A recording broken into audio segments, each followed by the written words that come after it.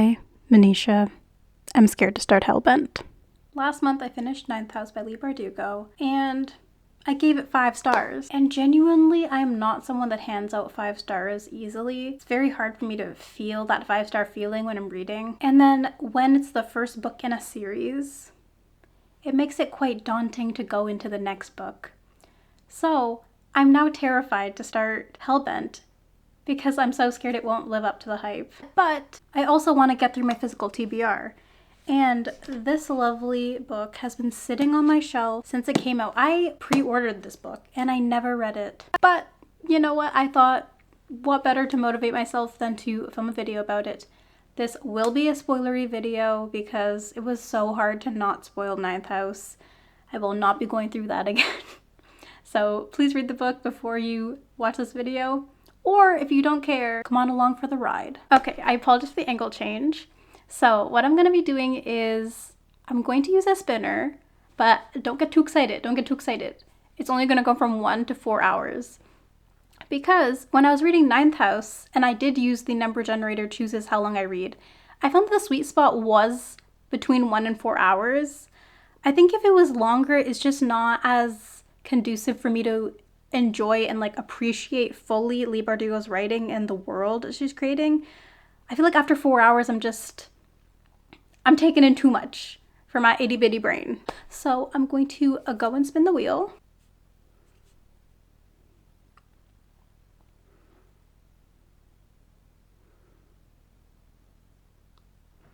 Okay, go 1 hour. I do have to admit, before I start, I have to say, I don't want to lie to y'all, of course. So I have read 24 pages already of this book. So I'm not starting right from page 0. I started it yesterday, and then I was just getting those feelings of, I don't know if I'm liking this as much as Ninth House. And I think I just need to get out of that comparison mindset before I like fully plunge in. So I'm gonna just take that out of my mind and just enjoy this for what this is. If it's a 4-star, I will accept it. If it's a 3-star, I might cry. But, you know, we'll cross that bridge when we get there. But let's jump in. Let's see how many pages I can read in 1 hour. I'm intrigued. I think for Ninth House, I was able to read 60 pages in 1 hour. Or was it 40? I have no idea. It was one of those. Yeah, I'm not really a fast reader. I'm not really giving speed. Also, we're gonna just ignore this. This book was a victim of an ugly sticker and then a victim of me trying to get it off. But it's okay. She's still beautiful. We still appreciate her. Also, I just love the art on the inside. Isn't that just stunning? Isn't that just like amazing? And then I'm pretty sure if you like, I can't do it right now, but if you connect this page and like the beginning of this page, it like makes a whole image. That's so cool. I love that. Even Ninth House was like that. And I think it's really cool. It gives a little essence of scary to the book. Okay, anyways, I feel like I'm just procrastinating a little bit, so let me just start. Okay, I forgot this happened. So I just want to talk about it. It happened in the first few pages. Having Alex die? Question mark at the beginning? What do you mean? What do you mean? You know what? I gotta appreciate the commitment though to using that kind of plot device, because Ninth House was like that, where we have Darlington being gone, and then now we have Alex just being gobbled up? Question mark. And then who pushed her down the stairs? When I read that, I was just jaw dropped because I could not believe we started like that. Like, are you serious? She was just trying to chill out. She was cleaning up the house. She just got gobbled up. For what? For what? Okay, that's it. She's going to a book and snake ritual right now. Nothing's really happening, but something always happens when she goes to a ritual, so we're gonna hang on and see. Also, another thing, I thought Ethan, I don't know how to pronounce it. I thought he died. Why is she pretending to wrestle someone down for him? Or is she not? I don't know. Anyways, that whole like thing where she goes to someone's door and she's like pretending to be Tom Brady. And then she gets overtaken by a gray. I feel like her power is so potent that like she would be able to like take on demons in her body and like have actual powers, not like just super strength or whatever it is. Nothing really happened at the end of the ritual. Did we have him randomly start spelling out galaxy? Yes. So maybe that's something, but nothing that would make anyone distraught happened. We just had Dawes and Alex try and open a portal to hell. And of course it was not gonna work, right? It's too early in the story for Darlington to come back. And yes, I'm fully expecting Darlington to come back because I don't know if I can go through another book without him, you know, just only seeing him in flashbacks. Yeah, but then we have that moment where he says, wait, out of the portal into hell. And they just closed it. And that was just, bruh, that's so frustrating. And I love this scene. I think that it was so interesting to, like, the way that Leigh Bardugo described these hell horses coming out, the way they sound, I just can picture it. Leigh Bardugo's writing is like the most conducive for me to be able to picture it in my mind. And I don't know why. It's really hard for me to picture things sometimes. But Leigh Bardugo's writing will always do it for me. It's so easy to imagine these things. She's just such a good writer. But I did not make it very far. I don't know if it's just I'm tired or what it is. I'm just not fully falling into this world.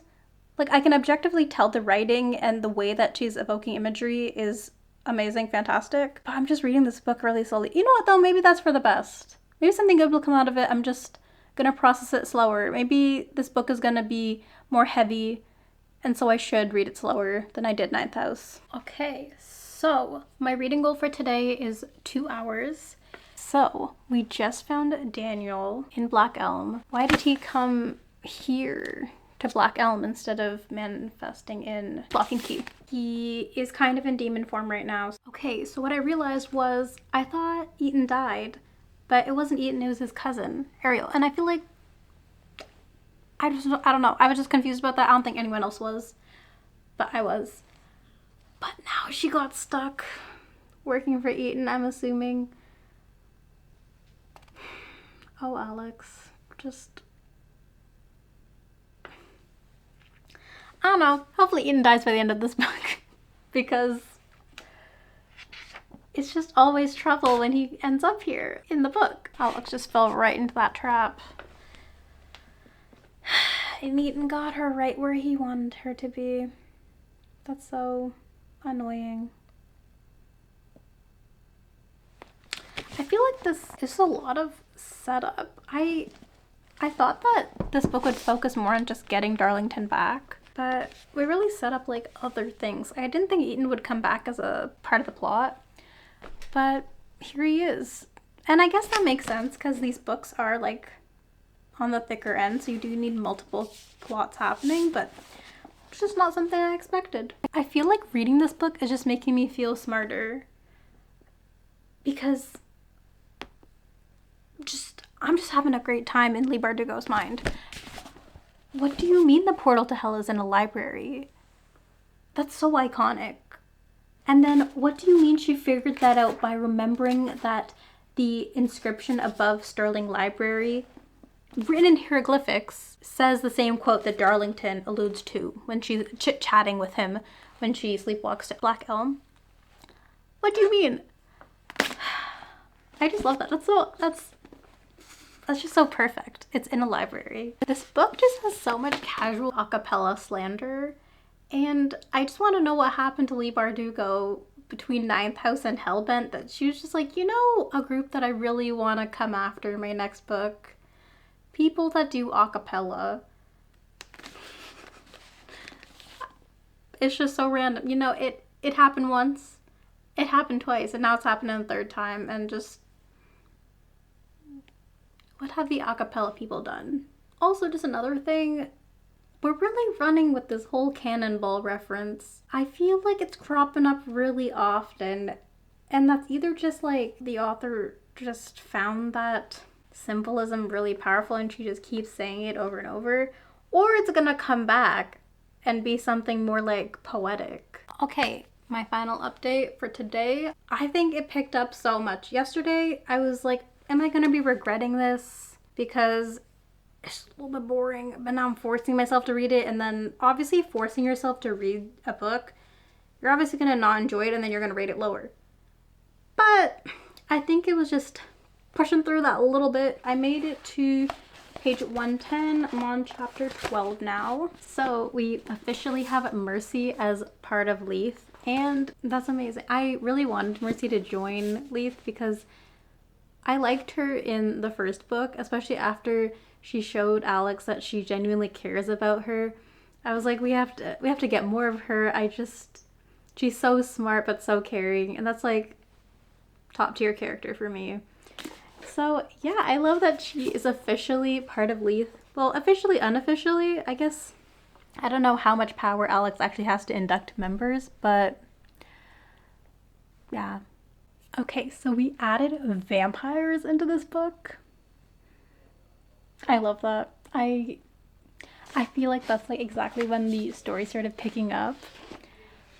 I love me some vampires, I really do. And I think it's interesting that he's a drug dealer. And then they also found a history of him in the secret societies. This man knows something. And he's like potentially connected to creating the gauntlet. And now they found all 4 murderers to create this portal to hell. So let's go trial number 2. I think I've completely lost the plot of this video because originally I was gonna just, use that little spinner and decide how long I'm gonna read. But now I'm just like, it's a new day. I'm gonna personally decide. Anyways, I've been really, really into it, especially last night. Like, what do you mean you're opening a portal to hell? Like, in a library? Again, this book is just so reader coded. Like, I love that. It's just cute. But yeah, like the psycho I am, stopped in the middle of the paragraph, or in the middle of the chapter. No line break.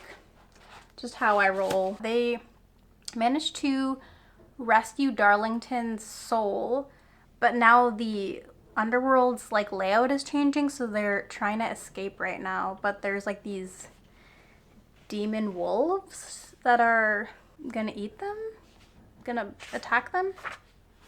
I'm just hoping, because they put Darlington's soul into a box, I'm kind of just hoping that that doesn't like break or like it gets dropped or something, and then it's this whole mission is just for naught, because that would be so annoying. I hope the rest of this book is just them trying to like figure out how to put his soul back or something, because it's like burning when it goes through the circle, like something like that, because we need to get this going. Like, we need Darlington back. Like, ain't no way we're gonna go through this entire book no Darlington. Like, well, I don't want to read this entire book with no Darlington, so I'm gonna just hope. Are you serious? Literally, I started this book on page 280, and by 281, Darlington's soul has come out of the box, is fighting off the wolves for them, and has gone back to putting rocks to reform Black Elm. Is this entire book gonna really be us trying to get Darlington back? I feel that's like such a small... Okay, obviously it's not a small goal.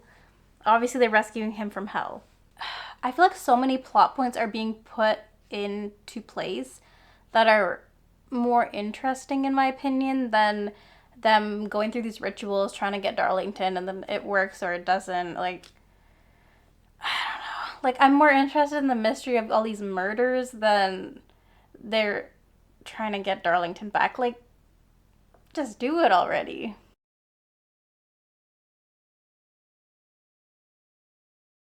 Okay, I have a theory, and my theory is that Alex's dad was a demon. And that's how wheel walkers are made. One of the parents has to be a demon. I have no idea why, but I thought Alex got eaten up when she went into the cellar, but she didn't. Okay, Darlington is back. I haven't really felt strong emotions throughout this book. A chuckle here or there, but I'm actually really excited. He's like the soul of this book for me personally. Like, he just adds that je ne sais quoi. And the story honestly felt a little boring without him. But now he's back. So I just finished this lovely book right here, Hellbent by Leigh Bardugo, and I obviously have some thoughts. So firstly, I know this might be a hot take based on what I've seen other people say about this book, but I felt like it was so slow paced and it just was not giving the weight to certain events that were happening. So what I mean is that, you know, we would have like these murders happening, we would have them trying to go to hell, but it didn't really feel like that was really pushing the plot forward. It felt like for the amount of things that were happening, it also just felt like simultaneously nothing was really happening because there was no progress in anything. And then the payoff for those murders was just that it was like a puzzle that Galgernot or Anselm was setting up for the squad. And we spent so much time thinking about that. I just didn't really think it was worth it for so long of the book to just be following around pointless leads. But, you know, that's just my opinion. But I feel like I was also reading this comparing it to Ninth House. And I feel like Ninth House was really fast paced because there were so many things happening and they all tied together at the end.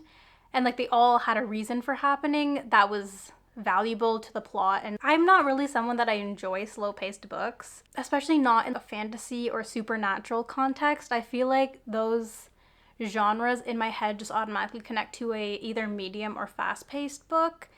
So was not my favorite thing about this book. But I do have to say I thoroughly enjoyed the character aspect in this book. We had a lot of Alex developing a greater friendship and a stronger friendship with Trip, with Turner and Pamela, and they all genuinely start caring for her and wanting to help her with whatever it is. And I think that's so important because Alex has obviously been isolated and treated like she's seeing things, and it's always kind of therapized too because no one can see what she's seeing, and so no one can really believe her that she's seeing ghosts.